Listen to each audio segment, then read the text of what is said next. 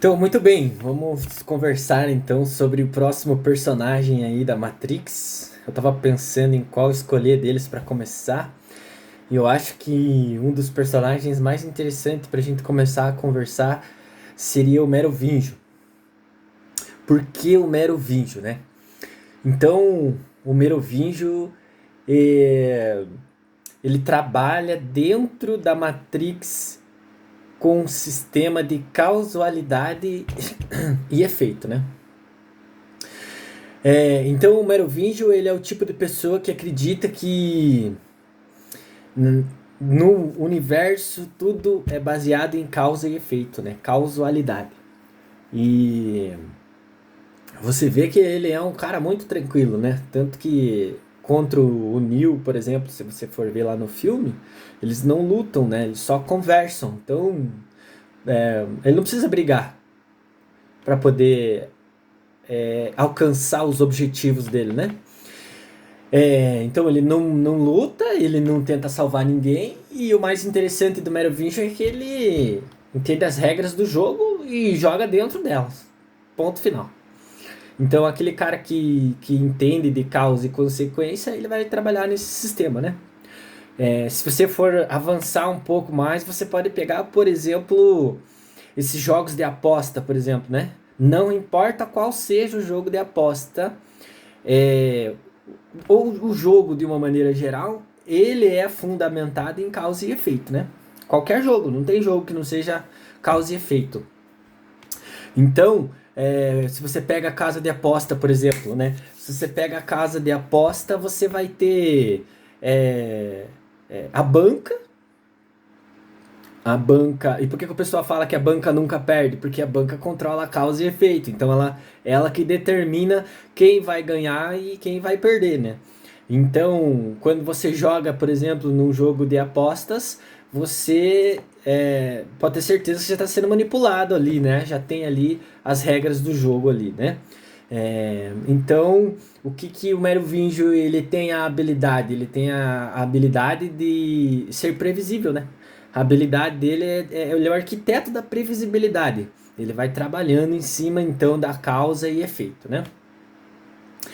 Então, se a gente está falando de Matrix, é uma pergunta que a gente pode fazer que é muito interessante, que é: e se o verdadeiro poder não fosse sair da Matrix, né?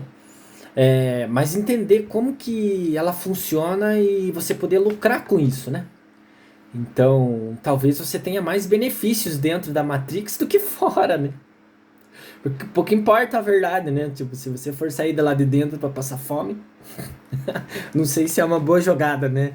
Mas, no caso do Merovingio, por exemplo, né? Ele se adaptou ao jogo, né? Ele aprendeu a jogar o jogo e ele é um sobrevivente. Então, ele precisa ficar se adaptando a todas as atualizações da Matrix ali, porque ele precisa estar sempre a par das informações, né? A gente fala que ele é um traficante de informações, né? Então, ele consegue ter todas as informações da Matrix no bolso dele, né? E ele usa quando é necessário, né? Então, a função dele dentro da Matrix é que ele é um programa muito antigo, né?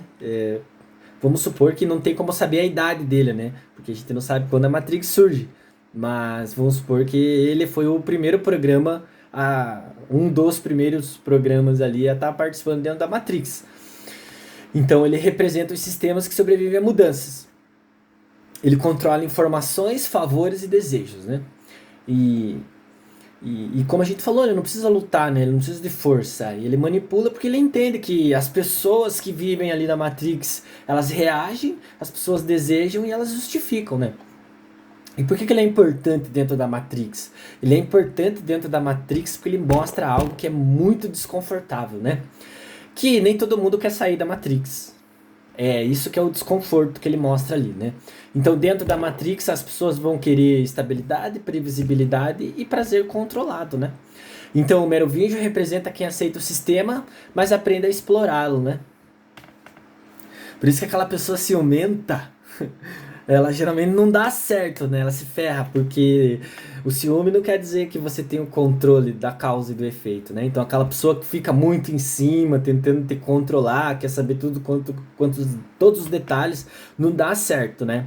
É porque ela não aprendeu a jogar o jogo. Não é desse jeito que se joga o jogo, né? Você tem regras e você precisa seguir elas, senão você não atinge o objetivo. Então o cara que tenta ter, que desenvolveu essa habilidade, né, do ciúme, ele não vai muito longe, né? Não dura muito, porque a pessoa que está sobre o efeito do ciumento, ela não suporta a carga, né? Então ela precisa sair. E logo ela sai, né? Ela não fica muito tempo. Por quê? Porque o ciumento ele fica criando narrativas na cabeça dele, ele fica criando causas, ele fica criando consequências e ele justifica as próprias causas e consequências da cabeça dele, né? A pessoa às vezes nem é um traidor, mas ela tá falando que ele é e ponto final, né? Então temos esse problema aí. Então a metodologia merovingiana, ela trabalha em cima de causa e efeito. E o Merovingio ele afirma, né, que toda escolha é uma ilusão, né? Então, aí entra até os sistemas de governo, por exemplo, né? Você tem aí, por exemplo, a nossa democracia aí que fala que você tem a possibilidade de escolher, né? É você que escolhe, né? Mas isso é uma ilusão, né? Porque é uma ilusão que se dá pro fraco, né? Você diz pra ele que ele pode escolher, mas quem determina a escolha é o cara que deu o poder da escolha. Então é bem interessante o raciocínio do Merovingio. E tem uma parte no filme lá que ele dá o doce pra uma mulher, né? E automaticamente o comportamento dela muda, né? E o que ele diz é que você acha que escolheu, mas você só respondeu a estímulos, né? Igual você tá ali roletando o celular ali, você só tá respondendo a estímulos, né? Você nem se interessa por aquilo, mas é um estímulo, né? Então você tem uma causa, que é a imagem que aparece na sua tela, e o efeito de você rodar para cima ou para baixo ali para ver aquilo que você quer ver, né? O algoritmo ele só te direciona, só a única função do algoritmo é essa, só te direcionar para aquilo que você ficou um pouquinho mais de tempo assistindo. Aí ele te joga para lá. Ah, mas você não gostou daquilo, dele já te joga para outro lugar. Então essa é a única função, né? E por que o Merovingio, então, ele é possível dentro lá da Matrix, né? O que torna ele uma pessoa fundamental na Matrix, né? Ele ter esse controle. Então, o Merovingio ele trabalha em cima da necessidade humana da justificativa moral, né? Então, você tem uma necessidade de justificar sua moral, aquilo que você acredita, aquilo que você faz, né? E o desejo de controle, né? Então, o Merovingio ele funciona por causa desse desejo de controlar, né? O medo do caos, né? Então, as pessoas têm medo do caos, elas gostam das coisas tudo organizada, né? E a busca por prazer imediato, né? Então, você vai ver muitos estudos falando aí dessa questão do celular e você ficar roletando, né? Então, você tem muito prazer imediato. Então, você vê também questão, por exemplo, de pornografia, né? O pessoal que fica consumindo esse tipo de conteúdo aí, é prazer imediato, né? Você assiste e você tem um retorno daquilo ali. Então, você tem uma causa, você tem uma consequência, né? Então, as pessoas que utilizam desse sistema, eles utilizam o mecanismo merovingiano. E por que que elas sofrem disso? Por que que elas sofrem com isso? E você vê aí muita gente falando que para conseguir sair disso é um sofrimento. Por quê? Porque você trabalha com prazer. E quem controla o prazer já? Já não é você mais. Agora é um sistema que está todo determinado a controlar o prazer ali, né? Através de uma causa e de um efeito, né? Então ele controla o prazer imediato, né?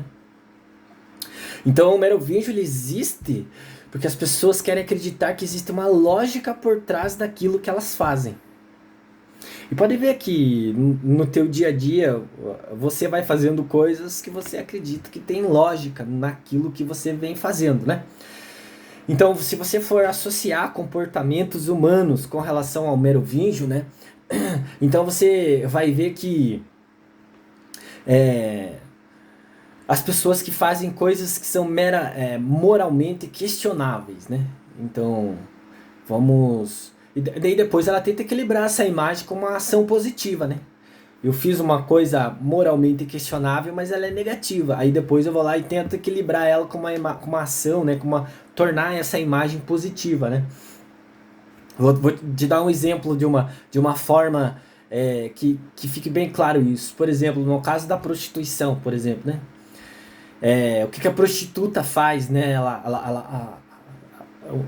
Como que nós podemos utilizar isso? Como se fosse uma metáfora para vender valores, princípios e identidades, né? Então, tem até um caso aí meio recente na internet que houve até um caso aí de doação para caridade, né?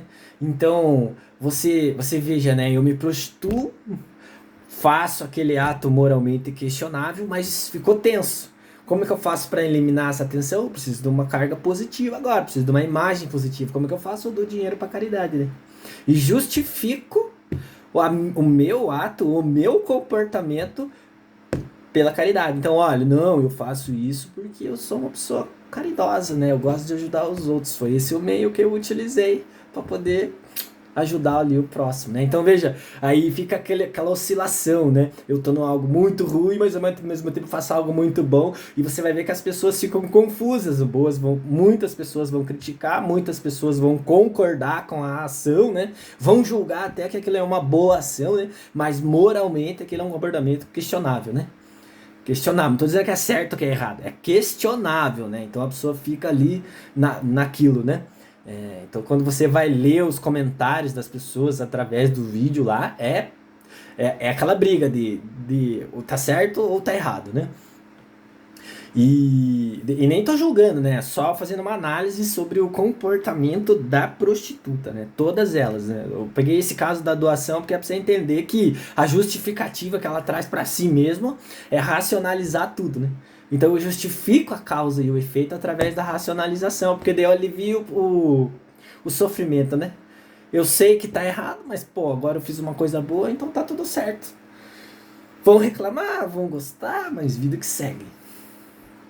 Daí você pode pegar isso para você também, ó. Vamos supor assim, quantas das suas boas ações são realmente bondade, né? Você questionar isso. Quantas são apenas tentativa de você equilibrar uma equação interna tua, né? Eu fico muito com medo, por exemplo, do altruísta, né? Porque o que acontece com o altruísta, né? A ideia que pressupõe do altruísta é que ele faz algo sem esperar nada em troca. Mas isso é falso, porque você sempre tem uma relação de troca na sociedade. Tudo que você faz, você tem uma troca. Tudo, não, nada passa.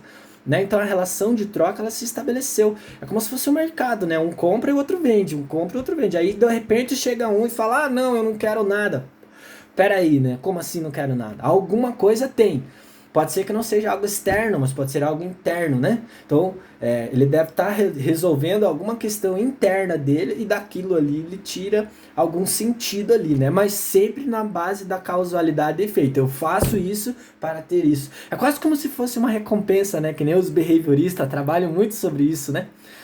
Você tem lá, se um dia alguém se interessar, você pode ver o experimento de Pavlov lá, né? Que ele faz com o cão e ele quer saber como que funciona lá o processo de salivar do cão, né? O cão fica salivando e daí ele vai apresentando vários estímulos e aquele estímulo vai dando, né, um efeito cada vez maior até que chega o ponto em que ele próprio é o estímulo, aí ele tem que dar um jeito de ficar atrás de alguma coisa para poder dar o estímulo para ver qual que é a reação, né? Então é bem interessante também o Pavlov. Ele fala disso aí. Deve ter vídeo aí na internet, ou se você quiser ler, eu acho que é melhor ler que na leitura você consegue desenvolver mais, né? Então veja, né? Nem tudo que você faz literalmente porque por uma boa causa, né? Você faz porque você quer uma troca, e essa troca tem que vir de alguma forma, né? Ó, exemplo legal aí que dá pra falar. Lembrei de agora, aquela situação do rapaz da montanha lá, né? Aquela situação da montanha lá foi uma pura situação de causa e efeito, né? Qual foi a causa? O convite, o efeito foi ser largado na montanha, né? Mas quando questionaram ele, ele falou que ele queria algo em troca ali, né? Pena que não deu certo, né, velho? Mas se desse, ele teria tido sucesso aí, né? Então, se formos falar então do Merovingio, né? Talvez o Merovingio ele não seja só um personagem, né? Dentro da Matrix. Talvez ele seja a parte da gente que precisa acreditar que tudo faz sentido. Para você não encarar o caos, né? Então você começa a dar sentido às coisas para poder evitar o caos, né? Mas ele chega, uma hora ele vem. Daí quando ele vem, você tem que trabalhar com ele e ver. Ele pode vir em forma de doença, ele pode vir em forma de, sei lá, falta de dinheiro, falta de água, falta de. Não sei, né? Alguma coisa ele vem, né? Então dei uma palhinha aí para vocês do Merovingio. Cara, é um personagem muito massa, muito interessante. E como eu tinha falado lá atrás, né? De repente você se identifica com ele e você já pode começar a refletir sobre a forma que você está levando a sua vida aí e talvez você consiga modificar alguma coisa. Talvez pro bom para você ou não, né? Não sei. Vai depender muito do que você vai decidir aí. Valeu!